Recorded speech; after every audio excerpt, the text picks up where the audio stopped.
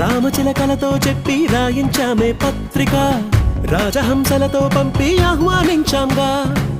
కుదురుగా నిమిషం కూడా నిలబడలేమే బొత్తిగా ఏమాత్రం ఏ చోట రాజీ పడలేక